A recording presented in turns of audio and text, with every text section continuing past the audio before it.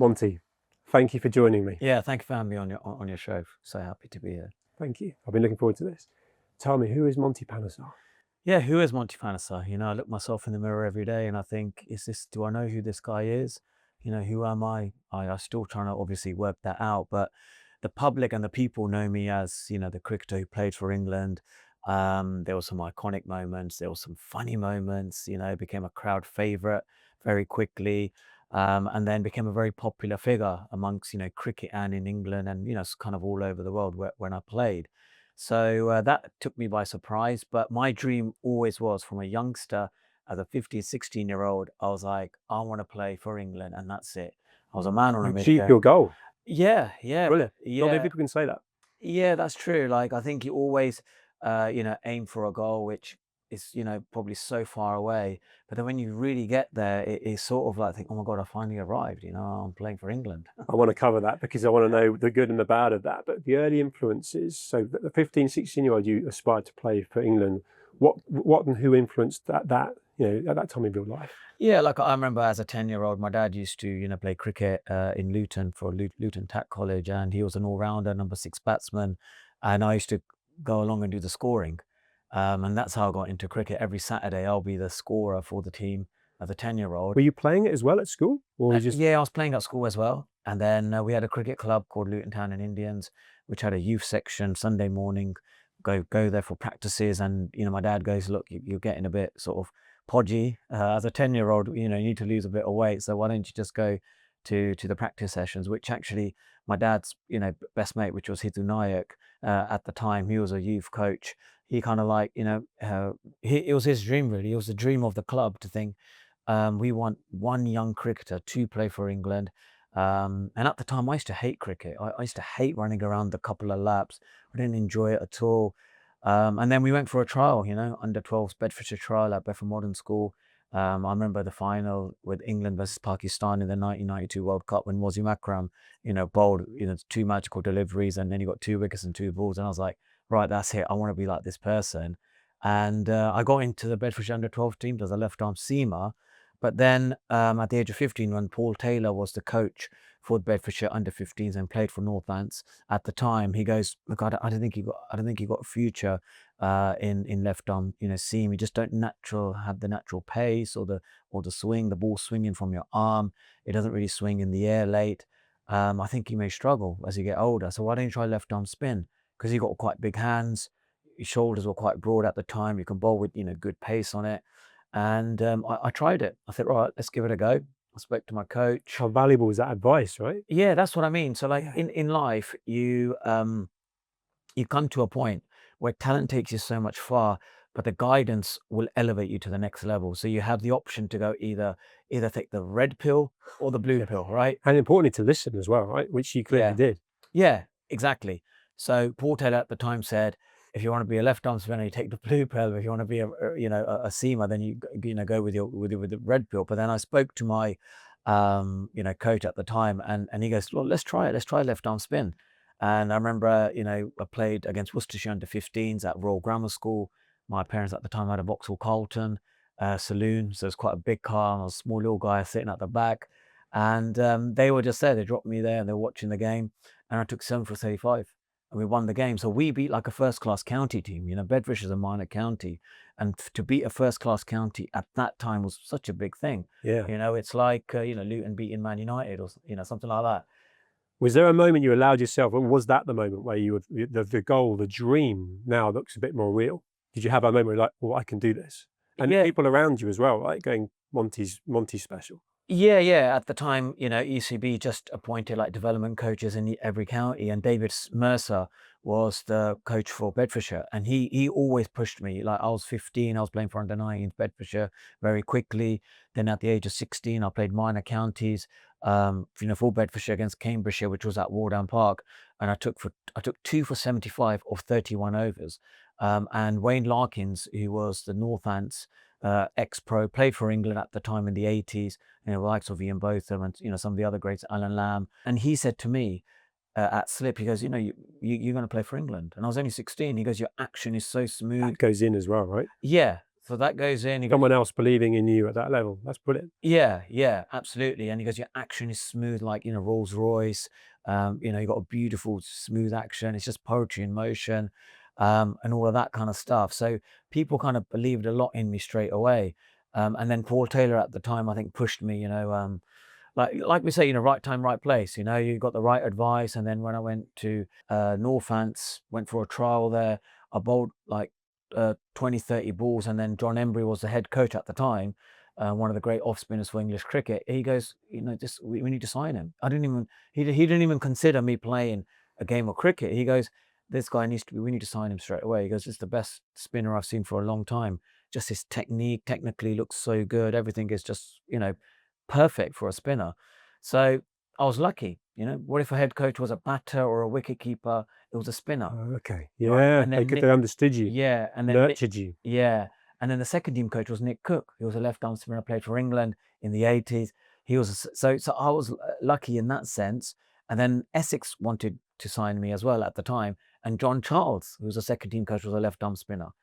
So that's what I mean. Like, sometimes these things, they fall into place because you just have the right people there. And, at the time I was blessed that the head coaches of first class counties were spinners. Yeah. And naturally, as a spinner, you're going to be naturally thinking, well, I'm going to sign Monty. Here's my 5-year project. By the age of 16 to 21, we'll get him to play first class county, hope to get him to play for England. And that excites. If you're a head coach as a spinner, you work with the team and then you work on your side project, as a young someone to, push up the system. So I was very lucky, very blessed that, I got opportunity. I love the way there's no ego there, there's no arrogance. And you've mentioned luck a lot of times, but you've got to then put the graft in. You've got to put the hard work in. So talk to me about that. So you've got the skill, you've got the ability, and you clearly are someone that takes advice and puts it into practice. But to play for your country, your dream, talk to me about that sort of work ethic, that mindset, the sort of lengths you have to go to get to that point. Yeah, so like I think at the time, I knew things were happening very quickly. I got signed up from Northants, and then my dream was, I want to play for England. And I remember at the time speaking to the CEO, Stephen Covendale. He was the CEO at Northants. He goes, "We want to sign you, on a 2-year contract." And I said, "Look, I want to play for England." I said, "I don't want to play for Northants. I want to play for England." I didn't really eyes on the prize. Eyes was just, that was it. All I wanted to do was play for England. And I remember I was one of the young millennium kids of the Sun newspaper.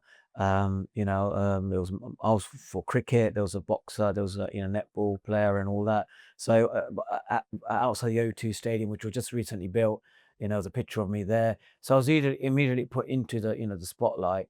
And did you enjoy that? Did you thrive on that, or was there an element of this is more than just cricket, or was it all part of the goal? Like, this is what I've got to do to get not the goal, but it wasn't like, oh, I want to be famous or anything. No. Like, the byproduct. I never had the desire or the dream in my heart to say, oh, I want to be famous. I want to be the first Sikh to play for England. All it was is, can I become like the next Phil Tufnell, right? Or the next John Embry for English cricket? Can I go out there and bowl against the best players in the world and win games for my country? And that's it. And my love for spin bowling, the love for cricket, that's what it was. I loved cricket so much that that's what I wanted to do. And it's that love energy that gets you there, to the top of Everest or top of your goal. Yeah. When things are not going your way or when it's tough. And that was it for me. That's what I wanted to do. But then Stephen Coverdale said to me, "No, you got to play first class county. Then if you do well in that, then you get picked for England. That's how it works." So I understood that system, and then the journey started. Yeah, and it's almost back to where we sort of almost began, where you said, "And I played for England." I said, "I want to come back to." We're there now, and that's your dream. Looking back with reflection and perspective, did you love achieving your dream, and was it as good as you wanted it to be? Once I switched to left arm spin, so Paul Taylor has always been like, my messiah of cricket. He's the I would say, the guy who changed my life, because huge influence. Yeah, if he never told me to do left arm spin, I probably would have been playing club cricket, as a left arm seamer. So I always, thank him for that advice. And then after that, Nick Cook helped me a lot, pushed me, make me try to understand the art of left arm spin, because he was a left arm spinner himself. John Embry would also, help me when I signed for Northants. It was an interesting time, at the time I had an option to go either Essex or Northants, and Essex had all England captains. So they had Keith Fletcher, Nasser Hussain was captain at the time, Graham Gooch was there, he was the captain of England. And you kind of ask yourself the question, like, should I go on, with Essex, and then afterwards, Alistair Cook became captain for England as well. But, Northants was the best place because it's closer to home. And I just thought, it'd be better for me to play for Northants. And, thankfully I did. I had a great time, 10 years there. Absolutely loved my time there. It felt like that. Everything I read and watched and talked to countless people that are real fans of you and follow English cricket, they're like, oh, Monty's great. And it wasn't just about the cricket, it was about your personality. Funny, engaging, all sorts of stories. And I wanted to touch on that almost like from a mental health point of view, because to be at the top of your game, literally, in that sport, you obviously had to have the mindset. The mindset got you there. It also kept you there. You were consistent, but around you, there was Marcus Trescothick. I think that was I right in saying that was your first test as well. He took himself out because of mental health. Were you aware of that going on? And did you ever have any of your own mental health challenges sort of that you were hiding and masking until you became open about them? Yeah, that's a great question. I remember at the time when I played with Marcus Trescothick, he was like the father figure of the team. He's the guy you will go towards, when things were going tough or when you found a situation, in the test arena a little bit difficult during game time. You always lean towards him, and he was a caring guy. He would help. He was that slip for me. He would always say to me, "Bowl a bit quicker, do this." I would listen to him, and he was effectively, his batting was like like the left-hander Graham Gooch. Really. And I said to him, I said, I reckon you're going to play 125 test matches. You're going to score 10,000 test runs. You're like, everyone just looked up to him like, wow, this guy was just mentally strong. Any situation in the game situation, he would just work things out. He had a great relationship with Duncan Fletcher. He made his batting even more simpler. So we all just looked up to, the whole team looked up towards Marcus Trescothick as the guy. Any pressure situation, any tough situation, even on and off the field, you always go towards Marcus Trescothick for advice or anything.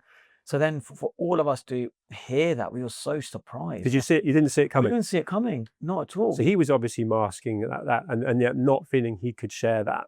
And I think that's a key thing, right? In that high pressure environment, it's a weakness. It was perceived as a weakness. I stand corrected because it's not a weakness, it's a strength, right? But back in those days, it does feel like it's changed, and that's kind of what I want to come to. He didn't feel he could ultimately share it until he probably reached crisis.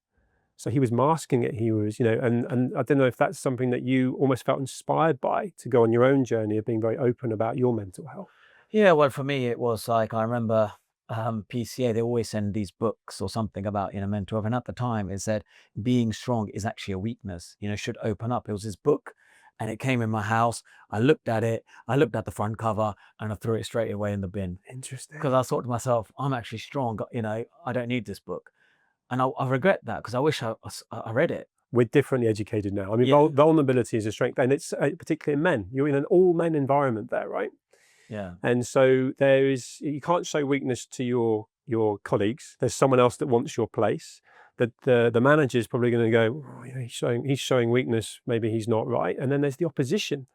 They're going to, because you get a lot of, that's something actually that's quite unique about cricket. There's a lot of heckling, if you like, that goes on, and you've got to manage that from the minute you walk out. And it's days, it's days out there. Did that ever bother you? Did anything ever get to you in a game that you were like, oh, I just want to react to this? Yeah, like I remember speaking to some of the greats of all, even international cricket all over the world, and the common theme they always came back to was body language. So even if things are not going great, if things are going really good, your body language has to remain in a balanced approach. So let's say if you're not bowling so well, but the body language has to be good. So then I remember at the time, I spoke to Michael Vaughan about it. I said, how do you keep your body language positive? Because he embraced, my celebrations. He goes, mate, we want that celebration. We want this Passion. Passion. It's like a new breath of fresh air. And he said to me, always look at the advertising boards, which were the second layer up on the ground. He goes, don't look at the second, always look at the second tier. And just keep your eyes level on that as you walk. If you're walking down to fine leg, don't put your head down, because the opposition, the coach, Posture. Yeah, Yeah, I yeah. remember Duncan Fletcher saying to me, he goes, observe the players, observe little clues. So I would be the guy when the other batters were there, he goes, tell me what he does when he bowls a Google, tell me what he does when he does the outswing. And then I'll sit there with my binoculars, watch little triggers. And there was a couple of bowlers will maybe lift this finger, or they'll do, or if there's an outswinger, they'll do this with the shoulder. And every time I'll go up to, England coaches and even, Duncan, I'll tell them, I reckon this is going to be an outswinger because he's just, pulled his left shoulder, or this is going to be a googly because I can see his left, index, pinky finger just being pointed up or So down something to the like that. minutiae. Yeah, Brilliant. and then every time that happened, we watched it. Oh yeah, that's what's going on. So then the other batsmen knew about it, and then the batsmen. That's how we used to get like little inside information. So that's when that was very much taught that people observe you more than actually you think. You can coach from observing. So That's a life skill as well. yeah. We'll talk about, like, in your terminology, innings 1, innings 2. Some of the things you learn there, they're transferable all the way through your life, right? That's what. Talking about body language, someone who's a real fan of yours told me that you've got a 360-degree wrist. So I tried to do I was like, I couldn't get anywhere near. Is there any truth in that? No, that's a complete lie. I was busy like, what? Mine's a normal wrist. There's nothing. There's nothing there. A Monty myth. Yeah. Well, keep it. Yeah. We'll edit that out and say, yeah, I've got a 360-degree. Yeah, exactly. So let's go to. I wanted to ask you about your favourite moment. Perhaps it might not even be your most successful or best moment, but just your favourite moment during your sort of England playing days. Yeah, look. For me, I think obviously getting my first Test wicket, the great Sachin Tendulkar was probably the best start I could have had, as an international career, and I immediately went into the limelight. I remember at the time, Andrew Flintoff said to me, "Monty Mania has started back home," and I didn't really understand what he meant by that. But then every time I celebrated my wickets, I thought I was just celebrating it for myself.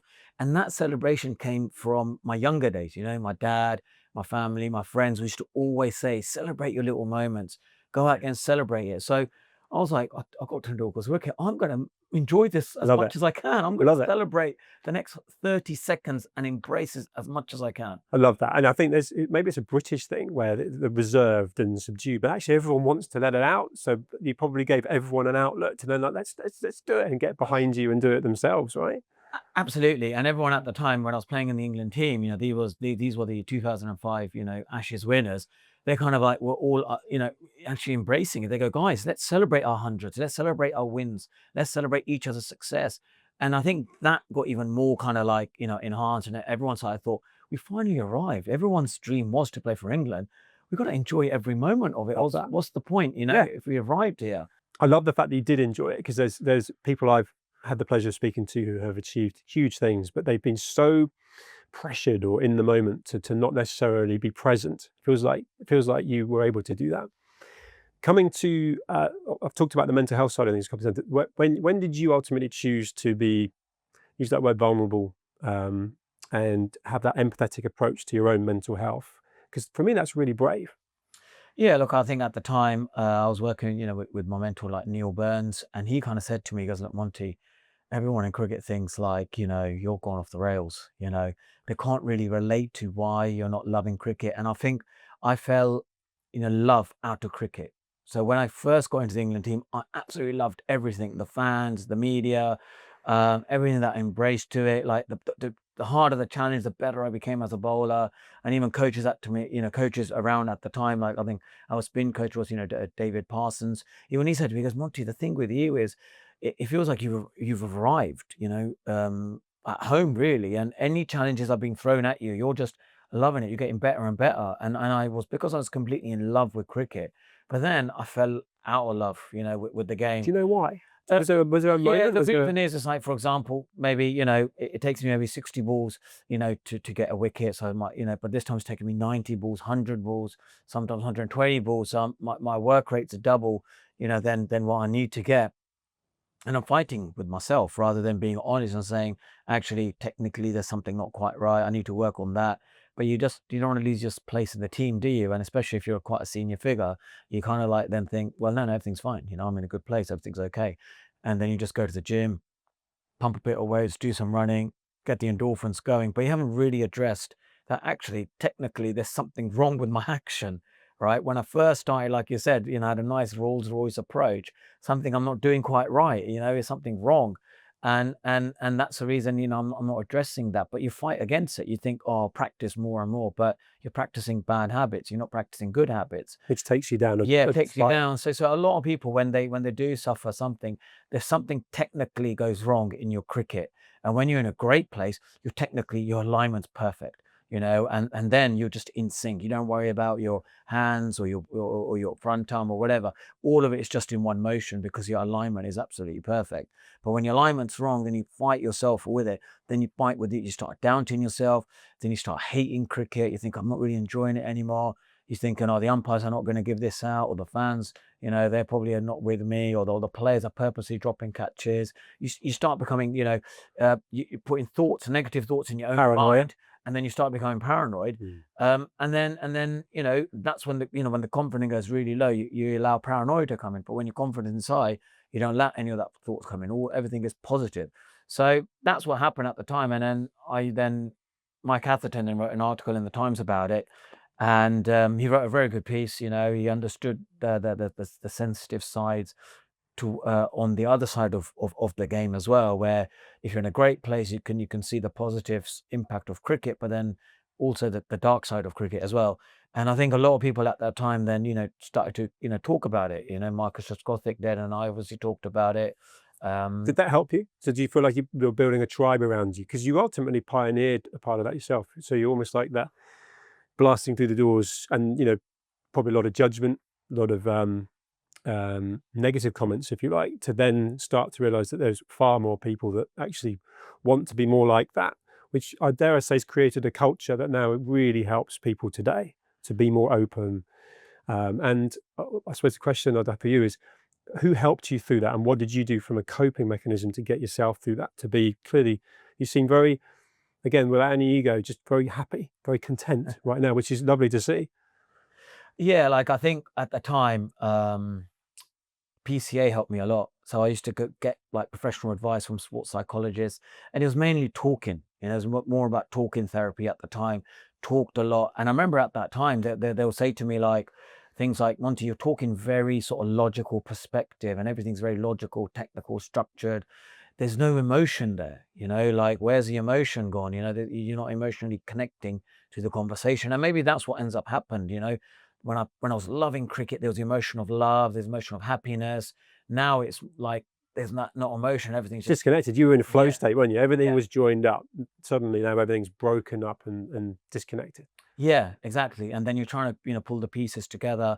And I remember even like, going on a bit of medication at the time. And then for me, it just didn't really work. And then when I went to Australia to play a bit of grade cricket, the physio there goes, who also trained, sports psychologist, he goes, look, we're going to make a list now of things you're going to do to combat this. Because, that's what you got to do. You got to dig in deep, and we've got to get rid of this. So every time you don't feel great, you're going to go to the gym. Every time you don't feel good, you're going to watch a comedy movie. Every time you don't feel like a great again, have you got 5 friends that you can speak to?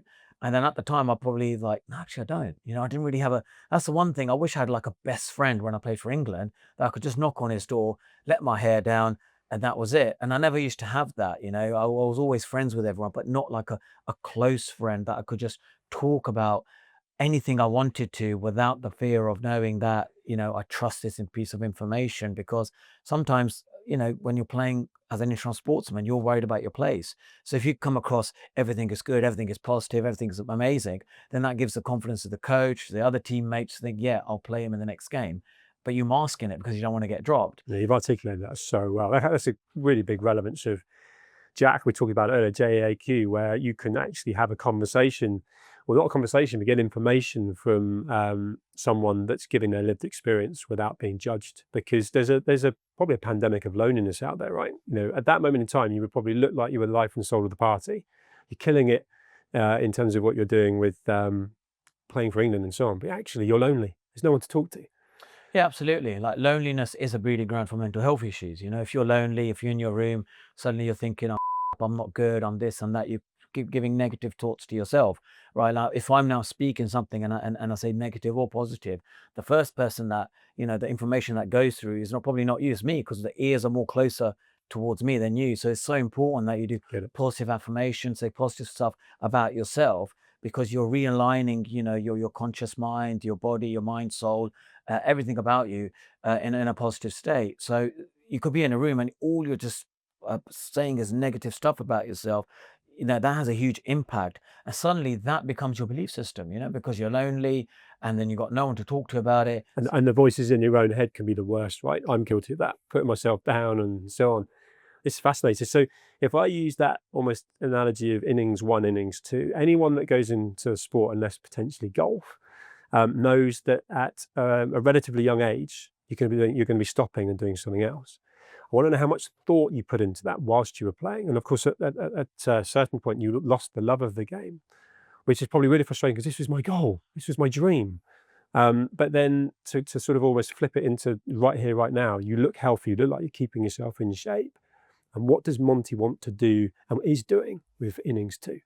Yeah, well, innings too. Like obviously, I went to university. Did a master's in sports journalism. So after that, what I want to do is like work in the media, work in the obviously on TV as well. Like a lot of people said to me at the time when I do after dinner speaking and all of that, or even during I bet you're brilliant at that. motivational speaking. Yeah, people love it.